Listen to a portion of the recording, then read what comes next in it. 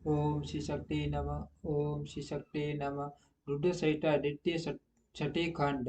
नारद जी के प्रश्न और ब्रह्मा जी के द्वारा उनका उत्तर। सदाशिव से देवों की उत्पत्ति तथा ब्रह्मा जी से देवता आदि की सृष्टि के पश्चात एक नारी और एक पुरुष का प्रागट्य। नारद जी बोले, माँ भाग माँ प्रभु विकट आपके आपके आपके मुखारविंद से मंगलकारिणी ने शंभु कथा सुनते सुनते मेरा जी नहीं बढ़ रहा है। अतः भगवान शिव का सारा शुभ चरित्र मुझसे कहिए। संपूर्ण विश्व की सृष्टि करने वाले ब्रह्मदेव मैं सती की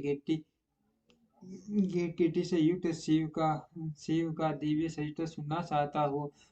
सौभाग्यशाली किस प्रकार दस की पत्नी के गर्भ से उत्पन्न हुई और महादेव जी ने विवाह का विचार कैसे किया। पूर्व काल में दक्ष के प्रति रोष होने के कारण सती ने अपने शरीर का त्याग कैसे किया किया चेतनाकाश को प्राप्त होकर वे फिर हिमालय की कन्या कैसे हुई हुई। पार्वती ने किस प्रकार उग्र तपस्या की और कैसे उनका विवाह हुआ। कामदेव का नाश करने वाले भगवान शंकर के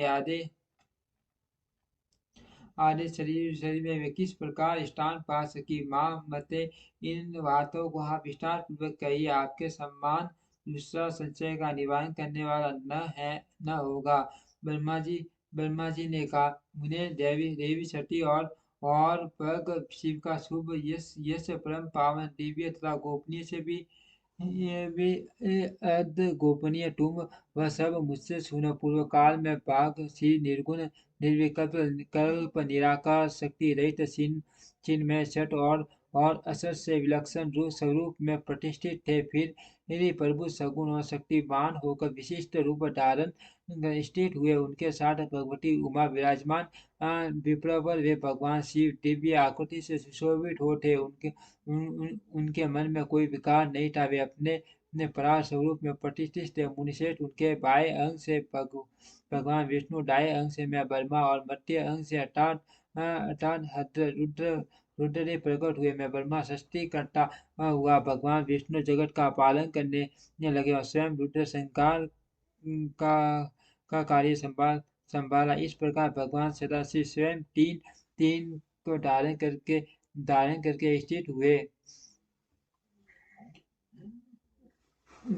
उन्हीं की आराधना करके लोक पितामह ब्रह्मा ने देवता असुर और मनुष्य आदि संपन्न जीवों की सृष्टि की। दक्ष आदि प्रजापतियों और देव शिरोमणि जीवों की सृष्टि करके मैं बहुत प्रसन्न हुआ तथा अपने को सब अधिक ऊंचा मानने लगा।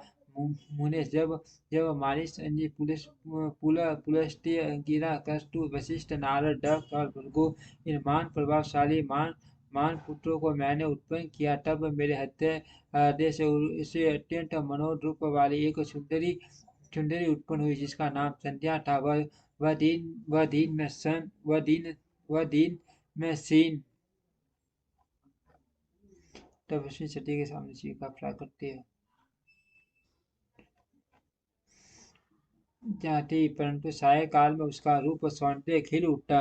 वह मूर्तिमती साय संध्या ही थी और निरंतर किसी मंत्र का जप करती रहती थी। सुंदर भाव वाली वह नारी सौंदर्य की चरम सीमाओं की पहुंची हुई थी और मुनियों के भी मन को मोह लेती थी। इसी तरह मेरे मन से एक मनोहर पुरुष भी प्रकट हुआ जो अत्यंत अद्भुत था। उसके शरीर का मध्य भाग कपिप देश पतला था। दांतों की पंक्तियां बड़ी सुंदर थी।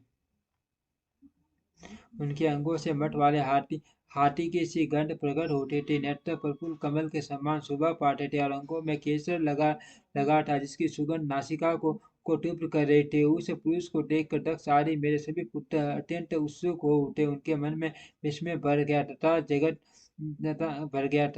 जगत की सृष्टि करने वाले मुझे जगदीश्वर ब्रह्मा की ओर देखकर उस पुरुष ने विनय से गर्दन झुका दी और मुझे प्रणाम करके कहा। वह पुरुष बोला बोला ब्रह्मा, मैं कौन सा कार्य करूंगा। मेरे योग्य जो काम हो उसमें उसमें मुझे लगाइए, क्योंकि विधाता आज आप ही सबसे अधिक मान्य और योग्य पुरुष हैं। ये लोग आपसे ही शोभित हो रहा है।